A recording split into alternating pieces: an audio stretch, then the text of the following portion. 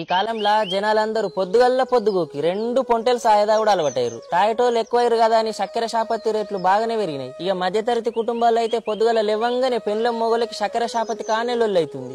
ఊర్లే బర్లు గొడ్లు అమ్మేకుంటుర్రు. మరి అందరికి సరిపోయే పాలు ఏడికెళ్ళొత్తున్నాయేమో ఆ దేవునికి ఎరక. ఆ సాయలు బాధ ఆకుర్రి, చక్కెర అస్సలే మంచిది కాదు. నా దగ్గర అయితే చక్కెర శాపత్తి కొందామంటే పైసలే లేవు. పానం ఖరాబ్ చేసుడు కూడా ఇష్టం లేదు. నేనైతే 4 జామాకులు దింపి డికాషన్ చేస్తున్నా. ఇది తాగితే మన పానంకి మస్తు మంచిది, పైసలు కూడా మిగులుతాయి. షుగర్ లేని వాళ్ళకి షుగర్ రాకుండా కాపాడుతుంది. వచ్చిన వాళ్ళకు మందులు వాడుకుంటూ అప్పుడప్పుడు ఈ కషాయం తాగితే తల్లేడంగా బిడ్డేడ్చినట్టు కొద్ది గొప్ప పని చేస్తుంది. విటమిన్ సి బాగుంటది కాబట్టి రోగ నిరోధక శక్తి పెరిగి సర్ది దగ్గు జ్వరాలు ఊకే రాకుంటుంటాయి. చర్మ సౌందర్యం కూడా పెరుగుతుంది. అధిక బరువు ఉన్న వాళ్ళు వారానికి 3 సార్లు పొద్దుగల్లా పరిగడుపును తాగితే బరువు తగ్గుతారు. షుగర్ పేషెంట్లు అయితే బెల్లం కలపకుండా తాగుర్రి. ఈ సూదులు గోళీలు నమ్ముతారు గాని ప్రకృతి ఇచ్చిన ఔషధాలను నమ్మనే నమ్మరు. ఏమంటారు కదా పెరట్ల మొక్క మందులకు పనికి రాదని. పానం ఖరాబ్ కావద్దు, పైసలు ఖర్చు కావద్దు అంటే గిసుంటి చిట్కాలు పాటించుర్రి. మన ఆరోగ్య వీడియోల